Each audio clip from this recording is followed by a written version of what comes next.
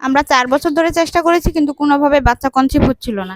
Happy homeo হল থেকে treatment নেওয়ার পর আলহামদুলিল্লাহ আমি কনসিভ করেছি। আসসালামু আলাইকুম। হ্যাপি হোমিও হল থেকে ডাক্তার নীলুফা ইয়াসমিন বলছি। বহু বছর যাবৎ নারী পুরুষের বন্ধ্যাত্ব ও দাম্পত্য সমস্যার চিকিৎসা করে আসছি। আজকে আপনাদের সামনে একজন রোগীর বাস্তব গল্প শেয়ার করব, যা আপনাদের মনে নতুন আশার সঞ্চার হবে।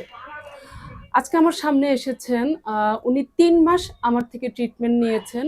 আপনার আগে কি সমস্যা ছিল? আমার বাচ্চা কনসিভ হচ্ছিল না। হুম।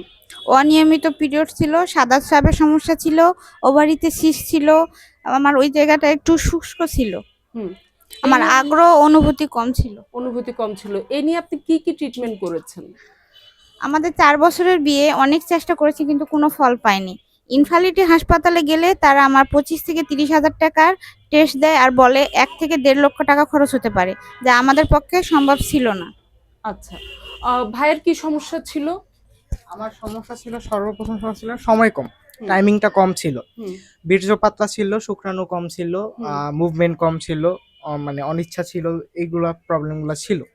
আর সবচেয়ে বড় সমস্যা ছিল যে অন্ডকোষটা ঝুলে গেছিল আমার।